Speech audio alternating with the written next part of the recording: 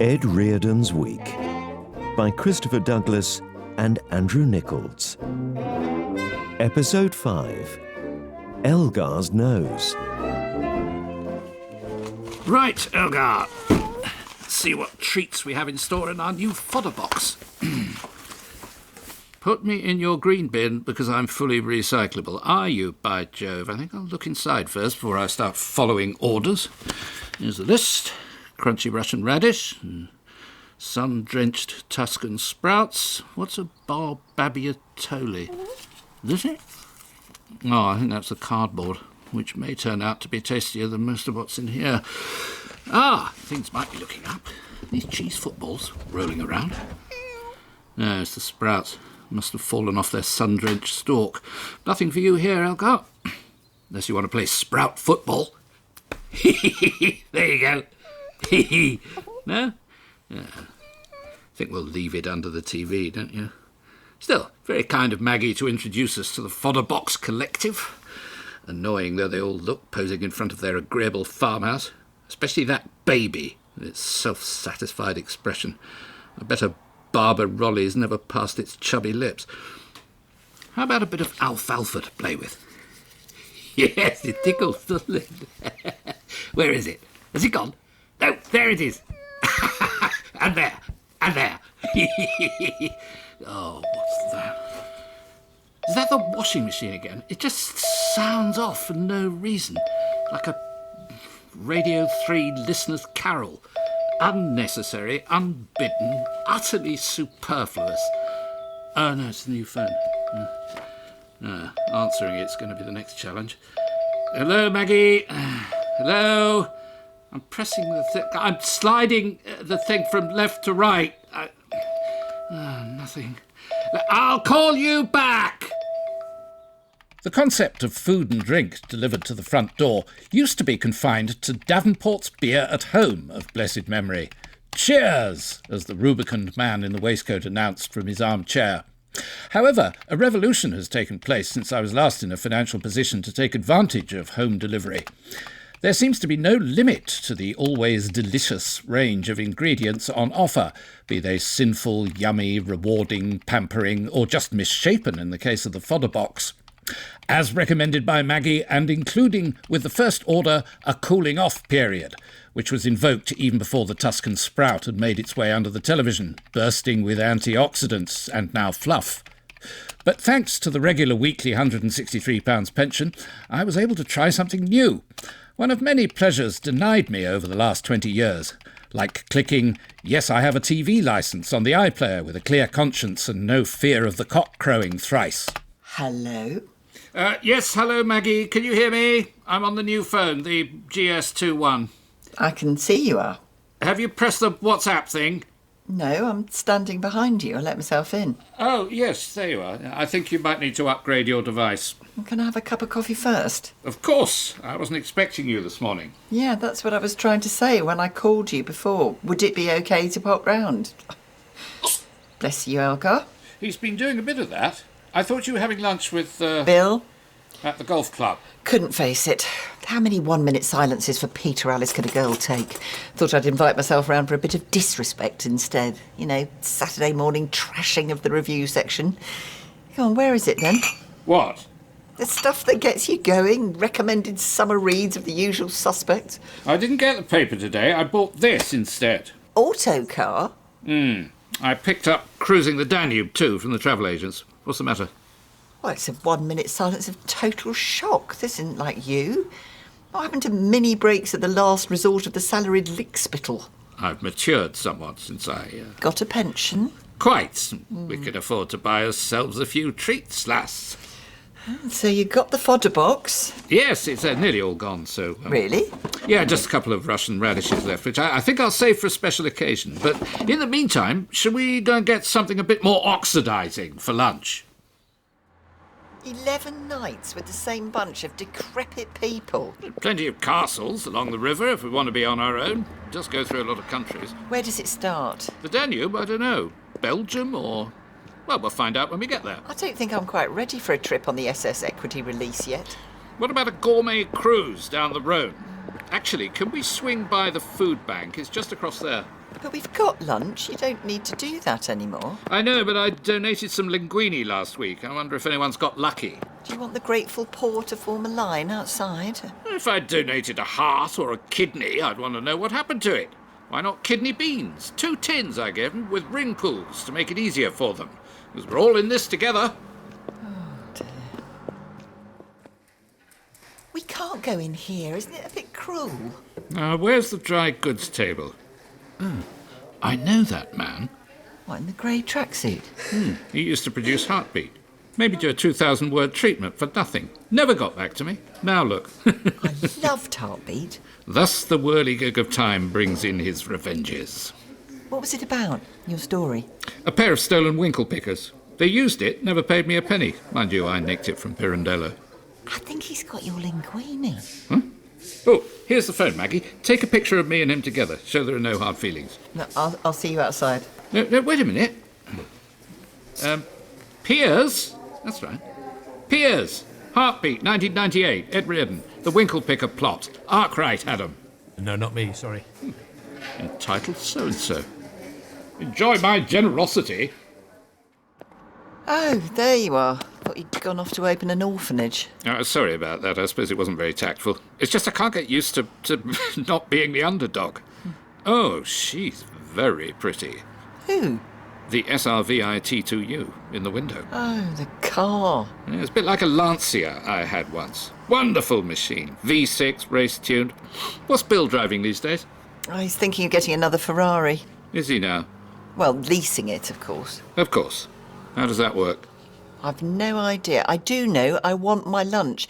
Did you say you ate all the barbarolles? Shush, Elgar, stop sneezing. This is important. Yes, hello, I'm calling about getting pet insurance for my cat. No, that's not him. That's me. That's a bit of a snuffle. No, nothing wrong with the cat. Fit as a flea.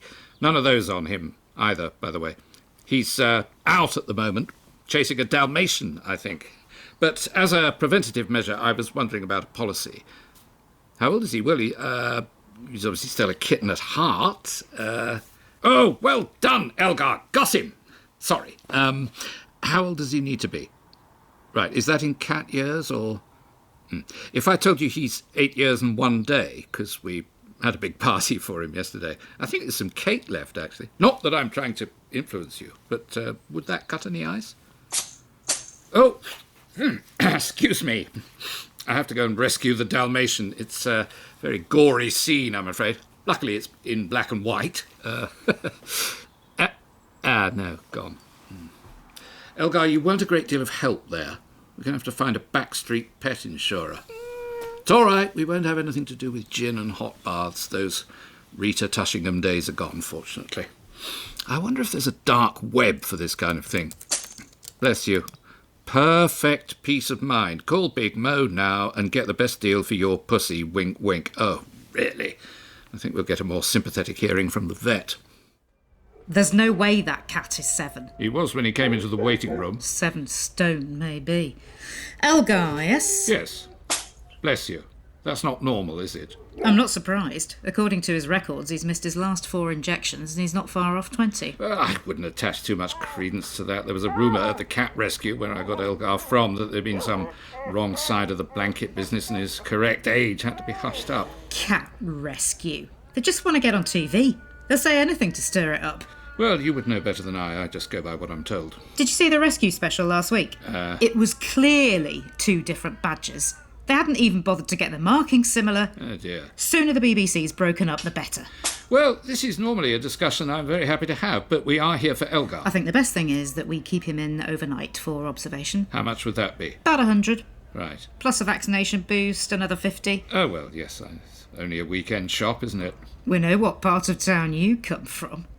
At this stage, Elgar's treatment and the possibility of another overnight stay at the vet's was a cloud no bigger than a man's hand. And I was frankly relieved not to have to lug his 2 decades' worth of unhealthy diet back home in the creaking basket, though I did have a nagging suspicion that any further expenditure might eat dangerously into my next month's pension. Nevertheless, after spending the night alone, I was also keenly aware of the old saying, faint heart never won fair lady, and with this in mind, not to mention Bill's new Ferrari upping the ante, I persuaded Maggie to accompany me to the car showrooms to examine the other object of my desire at closer quarters. I see you fallen in love, sir. Really? I'm not sure it's appropriate to jump to personal conclusions. He means the car, Ed. Clever lady. I know the signs. I've been doing this job since back in the day. So, was it the IT2U or the 2UTI you lost your heart to? Well, I'm not sure. I've been quite attached to cars in the past. My beloved old Lancia had a steering wheel glove, autographed by Pat Moss. Don't need it. The 2U and the TI are climate controlled throughout. Good. And what about... the engine's pretty key, obviously, and... Work backwards from the cat basket. Is there room in the boot? Yeah, and just to let you know, we don't recognise the word key in this showroom. Well, how do you start the thing? Handle supplied, is it? Get in, I'll show you. Feel free to pop yourself in the back, madam. Thank you so much. Okay.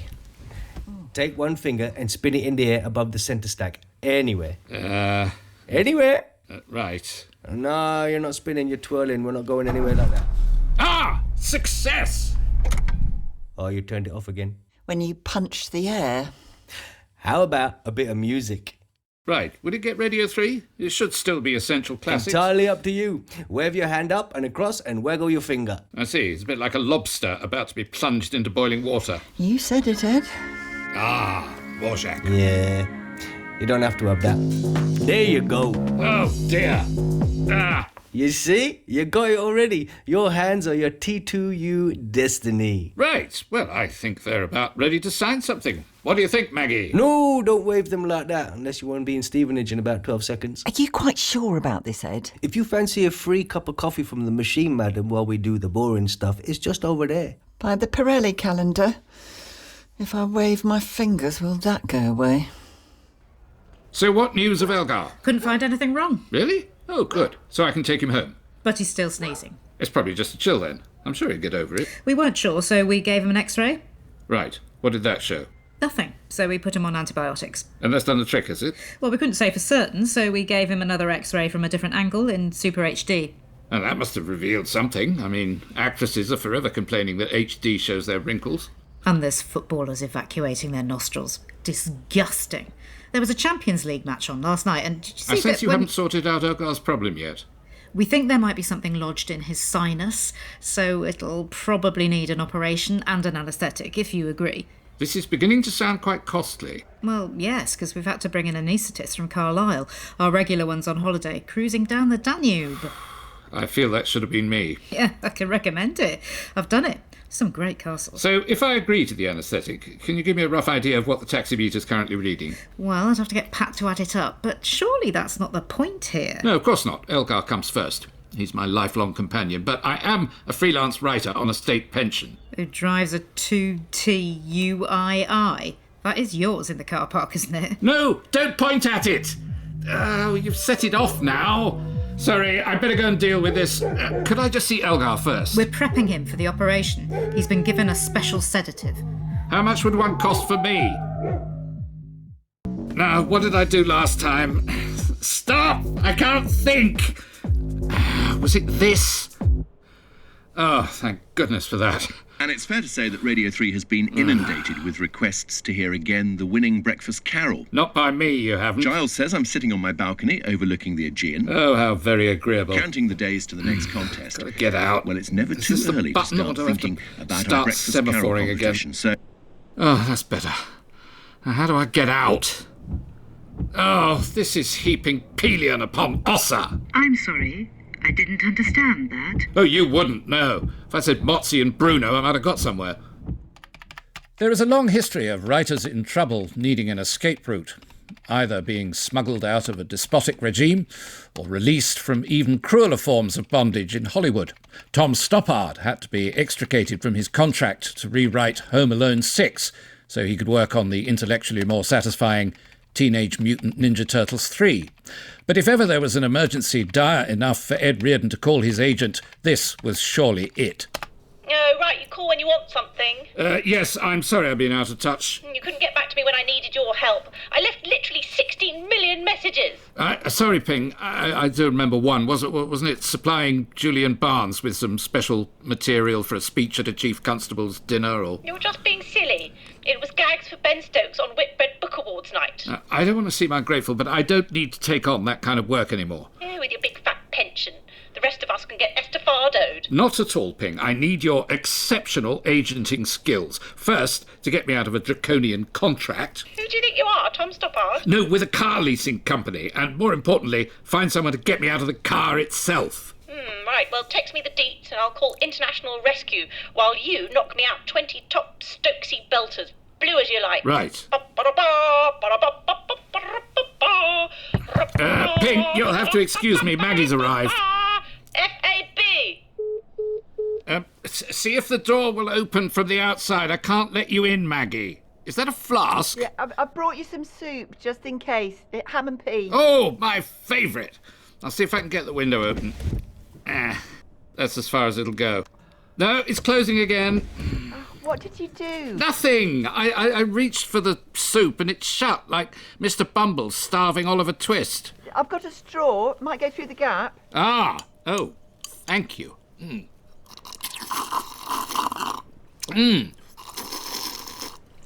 Oh, we make a good team. And there were some Russian radishes in the fodder box, so I brought them. No, I don't think they'll go through the gap. Here's unreconstructed Chummy from the showroom. I'll let you boys get on with it then. No, don't leave me alone with him. If I had £1 for every customer who locks themselves inside the 2TUII in the first couple of days, You wouldn't have to use own brand hair gel? Nice one. Right, let's get you started. Do you want me in the back again? Up to yourself, madam. But shall we take the straw out the window? We don't want any accidents. How did you do that? Right, hold your hand in front of the console and twirl your fingers. Oh, twirling again. It's actually quite camp, all this, isn't it? Now make a fist. No difficulty with that. Open it up and boom, it loads the navigation. Or not. Yeah, Bill had this trouble with the Ferrari. If you don't mind, madam, we're trying to get you on your way again. I've decided I don't want to go any further with this, so I'm invoking my cooling-off period. There isn't one, and you're quite red in the face for someone who's cooled off. I have cooled off. Come on, Ed, let's get out. Unlock the car, please. You've committed to £179 a month for 24 months. What? You'll need to talk to my agent about that. In any case, we're not staying in here for 2 more years. There's something wrong here. I think it was putting that straw through the window. That I'm not saying anything about women drivers. I'll just... Because 55% of new cars are driven by women. What percent are driven by women into men? Why do cars have to have all this perverse technology? Does the human race become so jaded that... what next? Wheels inside the car? Travelling upside down because it's more ergonomically sesquipedalian? There we are. All fixed. Good to go. I still can't get out! Nor me. Shall we all sit here singing Bohemian Rhapsody? Can you keep quiet, please? Elgar's asleep. Hello, class. Good to see you all here. We're not all here. Where's Puss? Do you mean Elgar, Olive? He often jumps up on the keyboard when you're off making a cup of tea. Taking 20 minutes over it. Mind you, that's usually the best part of the lesson. Thank you, Stan. Afraid I've had to take Elgar to the vets. There, I told you Mrs. Haskins had seen him, Pearl, when she took her Peaks Butch and Sundance in for the jabs. Butch and Sundance? How old are they? They're still puppies. She's on her 4th pair. Anyway, I told Mrs. Haskins it couldn't have been you, but she was adamant she'd heard your name called. Why couldn't it have been me, Olive? Because she said you were driving ever such a posh car and you were with a lady friend. Yes, that was indeed me. Who's she, then? Well, she's a friend, and she's certainly female. So is it a sure thing? It's a little more complicated than that. There's someone else involved. Polyandry. What? It takes 3. Starts with pampas grass outside the house. Never worked for me, mind. Sounds like you're just storing up trouble for yourself. Maybe, though it can be quite a creative relationship. Look at Byron and the Shelleys. It didn't do them too much harm. Look, according to the Gazette, there's 3 of them put in for a council house in King's Langley together, which I don't agree with at all. What does it drive then, this love rival? Well, not that it matters, but I think it's a Ferrari. Oh, well, that's it then. Game over, mate. Give up now. No, not necessarily, Stan. It could be that this lady friend enjoys the company of Mr. Reardon because he's a lot less successful than, what's that other man's name? Bill. Oh, yes, that's right. The human heart has no bounds, according to last night's episode of Call the Midwife. So you don't need a fancy car to impress your friend, not if she really cares for you. Oh, that suede jacket. Leave that to those who can carry it off. Well, thank you all for that advice. I'll give it some thought. Now, I think it might be time for a cup of tea. Here he is, right as rain. Hello, Elgar. No sneezing. Thank you so much. What did you do? Present for you. What's that? You offering me some cannabis? Probably works out more expensive than that. It's an alfalfa sprout. Got stuck up his nose and infected his sinuses. Poor little chap. Not so little. You should watch his diet. Yes, of course. No more alfalfa for you, Elgar. It's all right if he eats that. It's the other stuff you've been giving him. Anything with treat in the description, you can pretty well guarantee it's bad for you. Like Christmas TV specials. Right, I'll bear that in mind. I imagine there's a bill for this. I'll say. What? Yeah, ridiculous, isn't it? I'm afraid your insurance premiums are going to go up after this. Heart rate, too. If there's a problem paying off the excess, we've got an instalment plan. Good. You can get me a framed print of the x-rays, we'll call it a deal. I can put it over the mantelpiece in the new flat, or wherever I'm going to be sleeping in future. Take